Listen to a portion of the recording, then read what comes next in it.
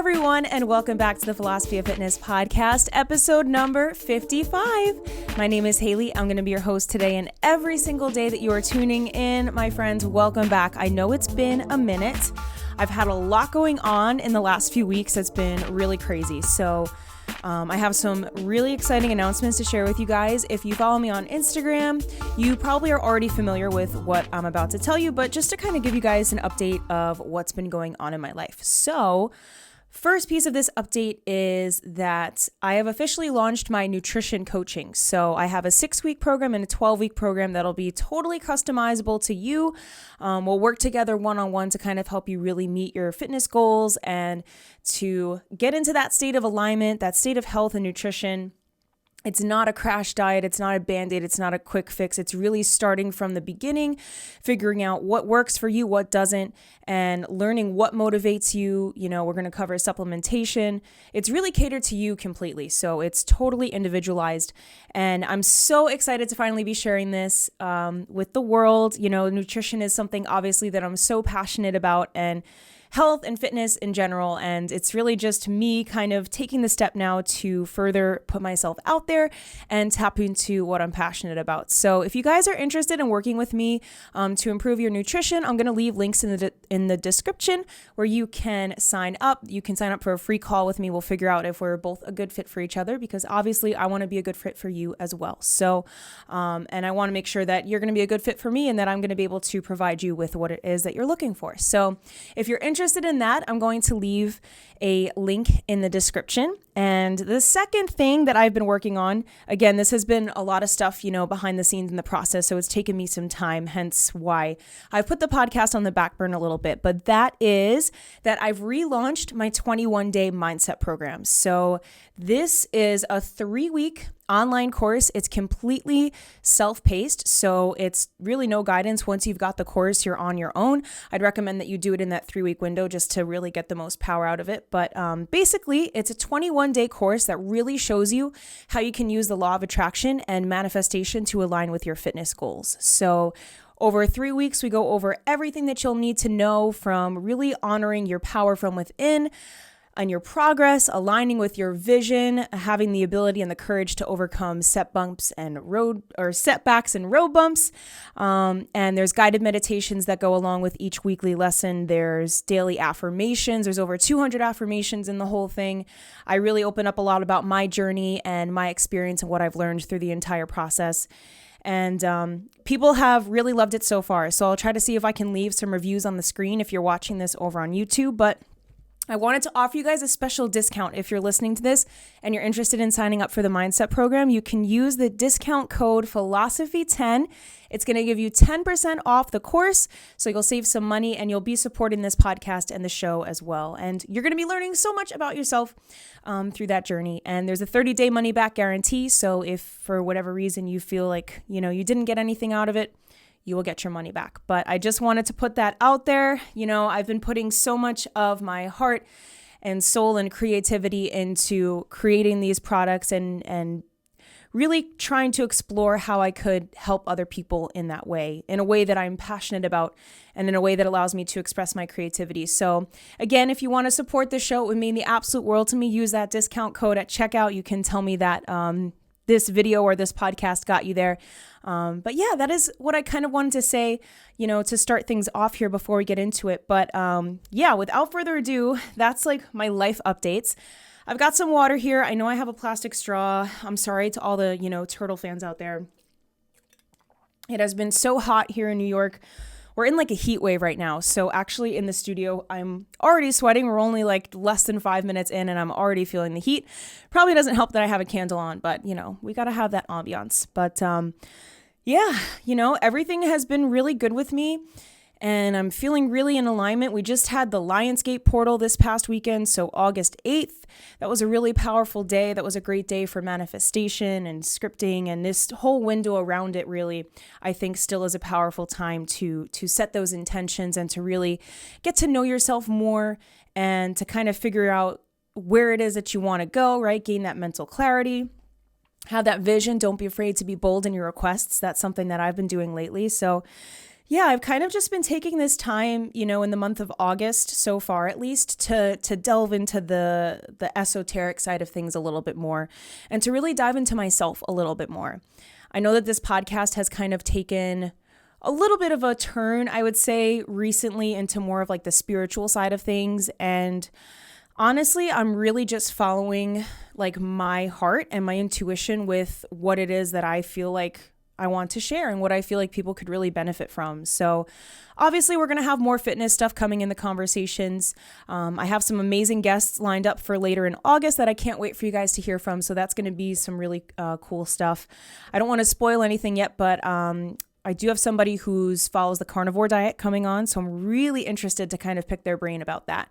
But for now, I'm really feeling called to share more of the mindfulness component of things. And that is what leads me to today's topic. So we're going to be talking about the law of assumption versus the law of attraction. I'm going to be kind of not blind reacting, but really giving my impression of what I think the law of assumption is.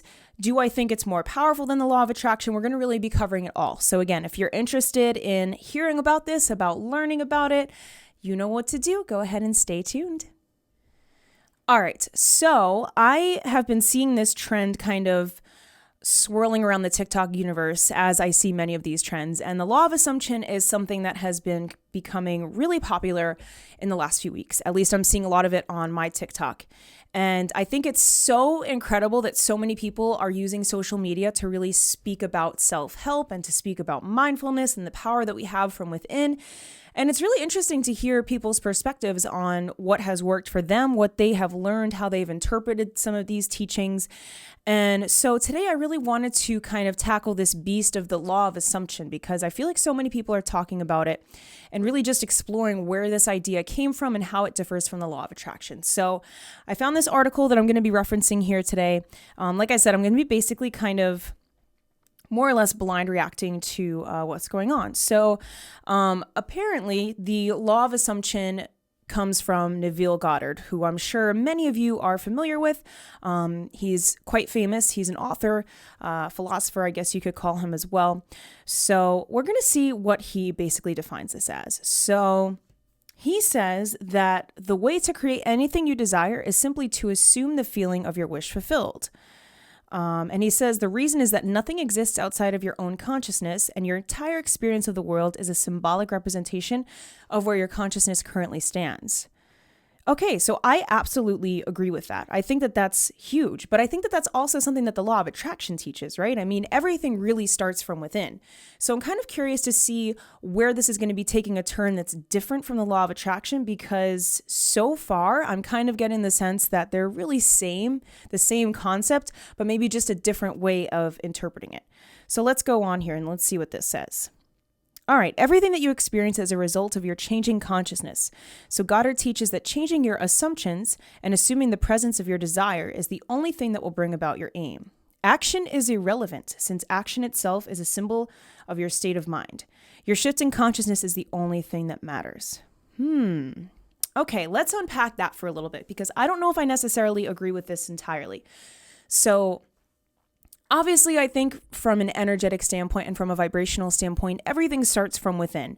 I think we can all agree on that. If we want something to change in our lives, we first have to change something within ourselves, right? That's the first step.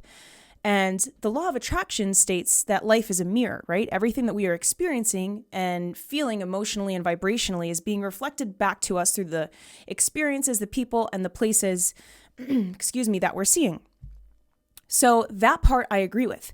Now, this is where it gets kind of tricky. Action is irrelevant since action itself is a symbol of your state of mind. So this to me, and I might be getting too ahead of myself because like I said, I haven't really read this all because I wanted to take the time to react to this.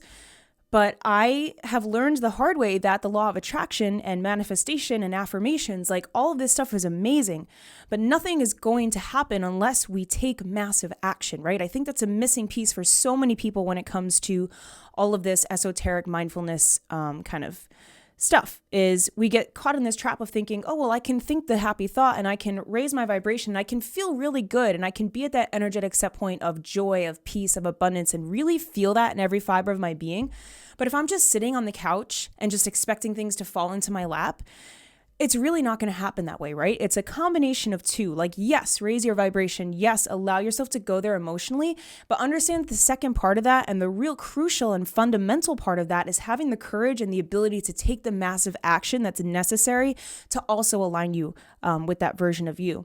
And I think that's something that can really be misconstrued in a lot of this stuff, is because it does get really easy. And I say this from experience, to just kind of think that you can just chill out and everything's going to come to you.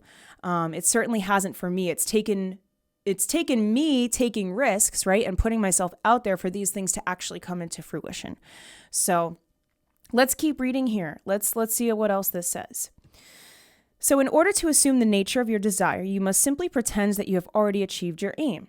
Imagination creates your reality, and the more vividly you can imagine yourself into an experience, the more quickly you will be able to experience it in the physical world. Absolutely. This really is not that much different from the law of attraction, right? It's living as if and being as if.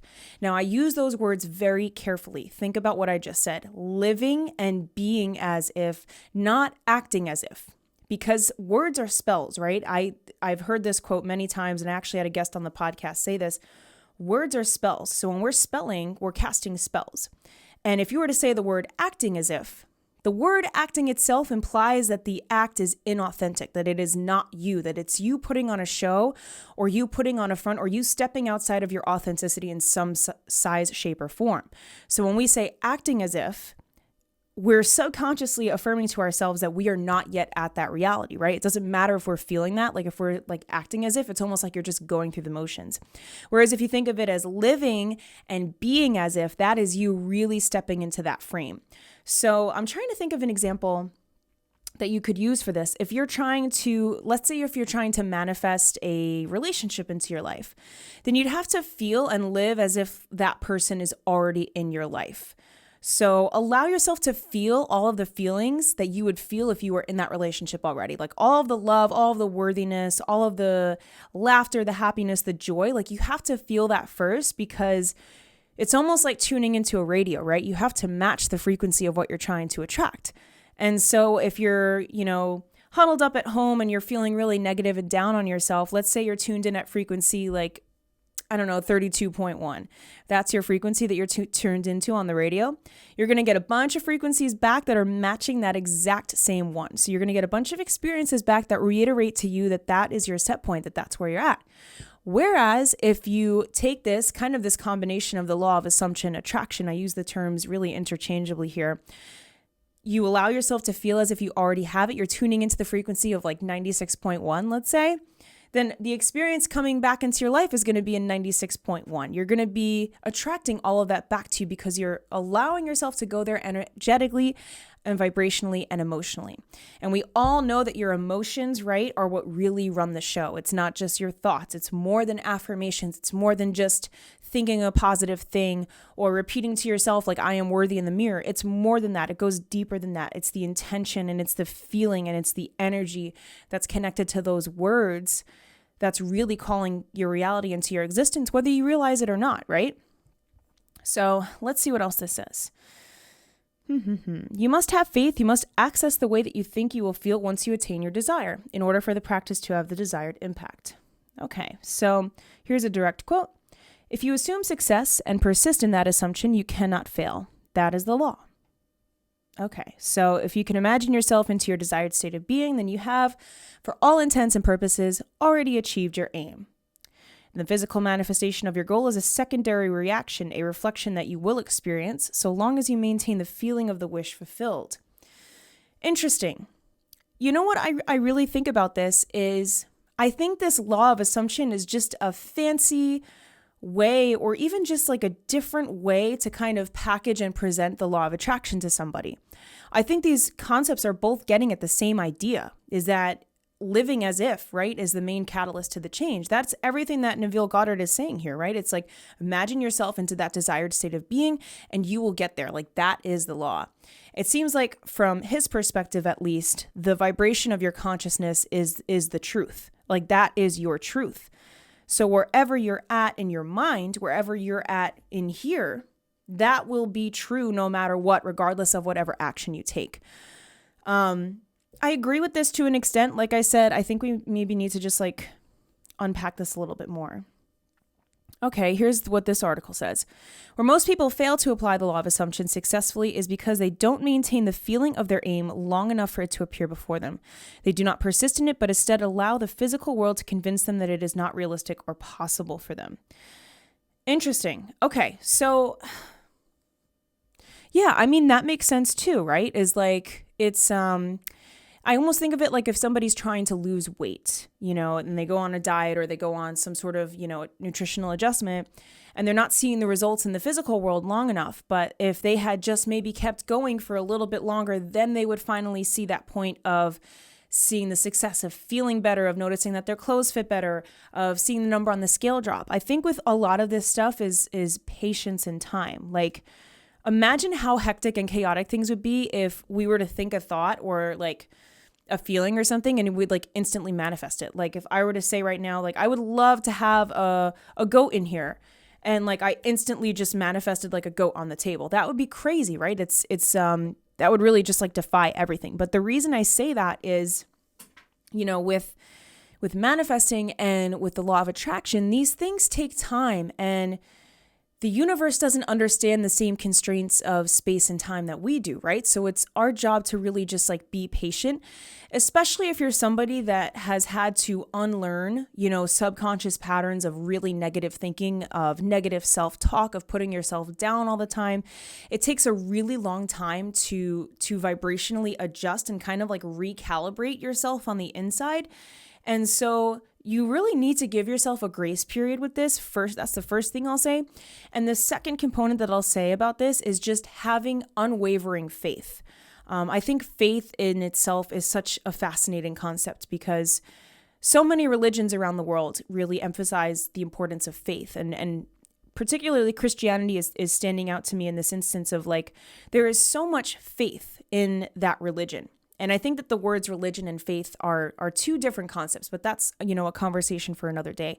But having faith in yourself, right? Having unwavering faith in your process, in your journey, in your talents, in what you're able to give is what he's saying here really is, allowing yourself to just feel as if you already have it. It's like trusting in your heart 1,010% that you've already got it. Like you're there. It's in the bag. You've got it. There's no doubt in your mind.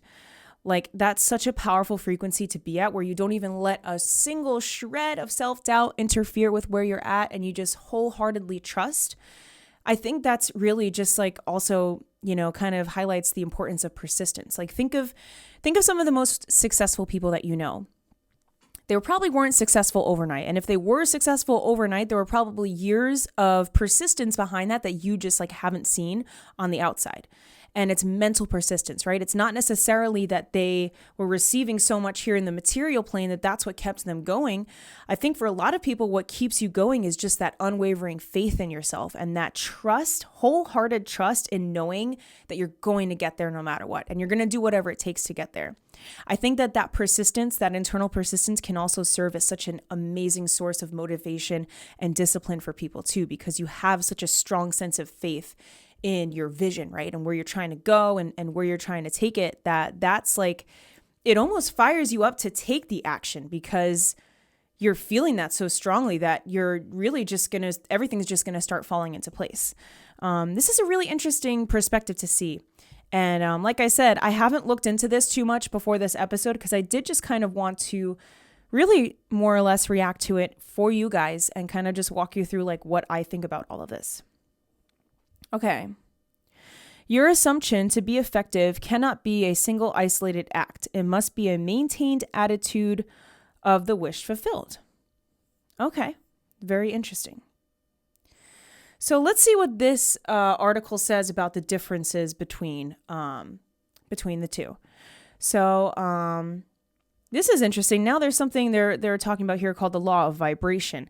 I think we're really just kind of starting to get down a rabbit hole of breaking down all of these things and trying to place labels on them when they're really more or less the same kind of interconnected concept. I think they work synergistically, but let's just see what this says. So it says that the law of vibration states that you are always experiencing a physical world that is an exact match to your state of consciousness, the current vibration and state of being at which you are operating. So that's basically what I was saying before.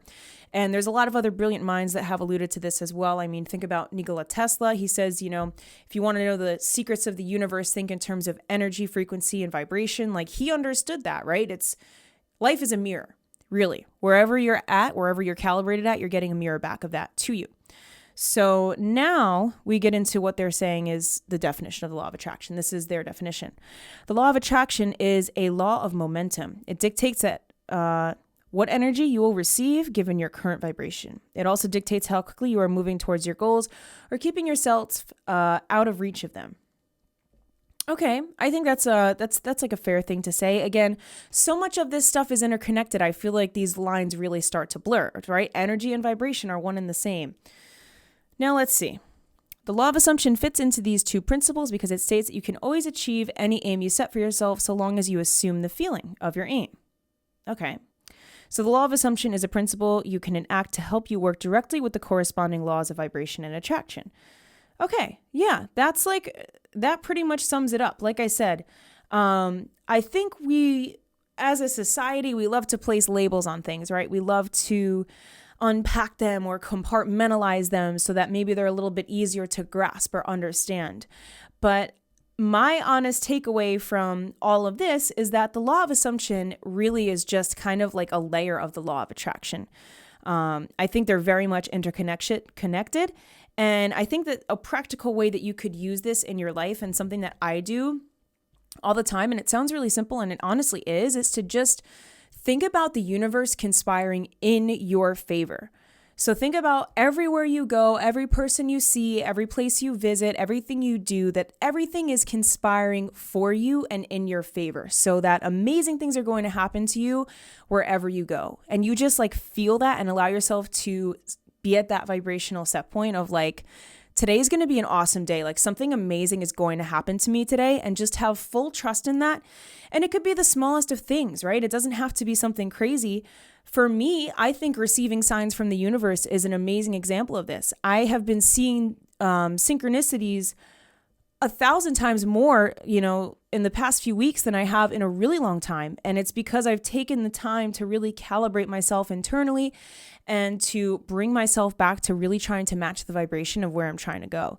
And so, the universe is always trying to speak to you. It always wants to communicate you, to show you what path you're on. So you have so much power, right, to align to that. So again, the law of assumption is really more or less just a layer of all of this law of attraction stuff. And I think it's something you can absolutely use in your life. And I think it's something that can be really transformative too. I think that, sometimes certain people resonate with one way of explaining something versus another. Like, I think about when we were kids in school, some of us really benefited from seeing a visual, like a graph or a graphic about something that would kind of like visually break down what's going on. Whereas, somebody else might have needed something explained in a different way for them to really understand it and for them to grasp it. So if you're listening to this, if you were familiar with the law of attraction was before, maybe this is just a way for you to kind of like reframe the concept in your mind so that it makes a little bit more sense to you, where you're like, oh, well, it makes sense now. Like, I'm just going to assume that I already have it, that I'm already there.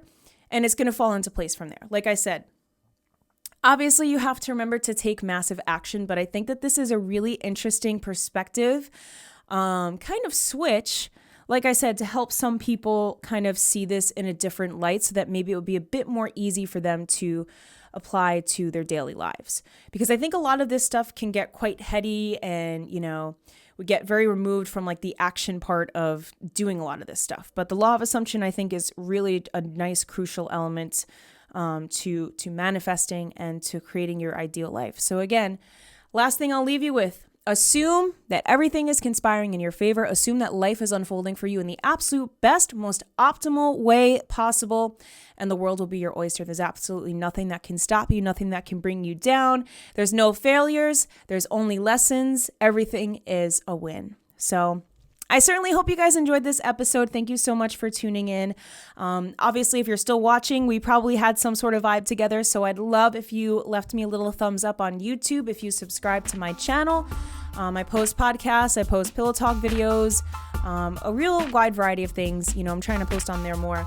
If you're listening on Apple Podcasts, if you could leave me a review, that really helps me out. It kind of just pushes this show to more eyes and to more ears so that we can get more people following along and a part of this beautiful little high vibe tribe that we have. But yeah, that is all I have for you today, my friends. Thank you so much for tuning in. I'm sending you so much health, wealth, success, happiness, and love. And I will see you next time. Bye.